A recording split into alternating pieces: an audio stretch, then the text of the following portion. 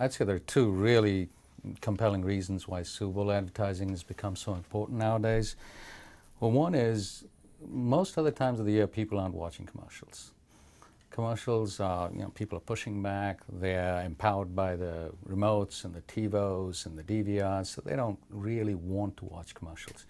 Super Bowl is the one time of the year, one event, where most of the viewers actually embrace the commercials. They're watching the commercials. Instead of the eyeballs diverting away from the commercials, this is the one time that everyone's actually looking for the commercials. In fact, studies are showing that people are making their beer runs or toilet runs during the game so that they can actually come back and grab the seat on the couch to watch the commercials. They don't want to miss any of the commercials. So that's one big reason.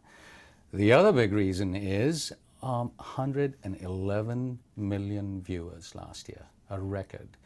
And this time, supposedly, even more. We're expecting even more with the great game, with the Giants and the Patriots. And 111 million pairs of eyeballs, you don't get it in any other program. So for these two reasons, Super Bowl advertising has become huge and continues to grow at a remarkable rate. I mean, people talk about the economy being bad. Well, in the last few years, it's been going up. The rate of advertising, the advertising rate has been going up by 20, 30% every year. And they're sold out way before the game. So obviously, someone wants to spend on these huge commercials. It really started with a 1984 commercial by Apple. And that is what the industry experts say is completely transformed Super Bowl advertising. Because that one commercial got so much publicity, hype, and Apple got so much in terms of bottom line sales as well as an incredible amount of visibility and buzz, and this is way back in 1984, that they say that that one commercial, which was the sort of the game-changing commercial in the industry, transformed Super Bowl advertising forever. They say the Nielsen rating, in fact, I read this recently, there was a Nielsen report where they studied Super Bowl advertising last year. For the first time, they found that 51% of the audience actually tuned in to see the commercials rather than the game. So it's become an event where the commercials are taking precedence, priority in terms of viewership over the game.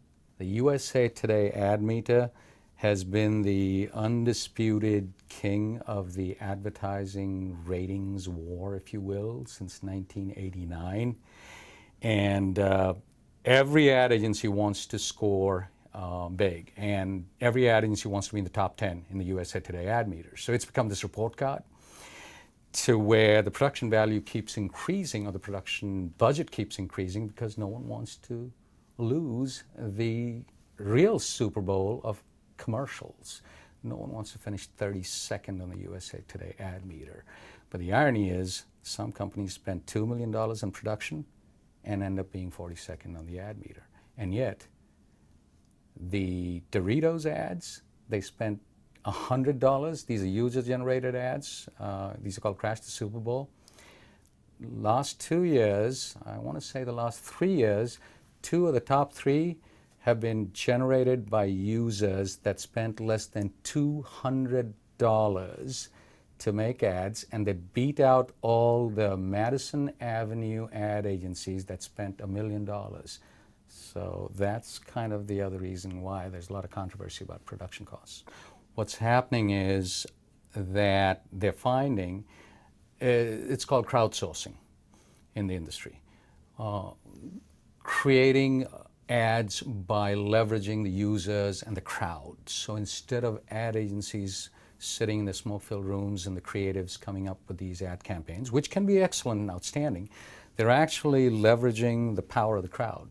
So what Chevy has done and what Frito-Lay's have done, remarkable. They've actually used the audience and their own target audience, so that's why it resonates really well with them, to come up with the ads. They make it a contest. Now think about it. It's brilliant, because they've got about a month of pre-Super Bowl hype, which is directing the traffic to the websites because people want to see what's going on, who's winning the contest, who's going to be this year's Crash the Super Bowl winner for Doritos or for Chevy. And so they're generating traffic there. Then during the Super Bowl, everyone wants to see who was the big winner, and they want to see who has made this ad for 20 bucks, or 200 bucks. I mean, there are people shooting these ads with their own Canon home video camera and beating out the ad execs, the multi-million-dollar agencies. So that's a storyline in itself.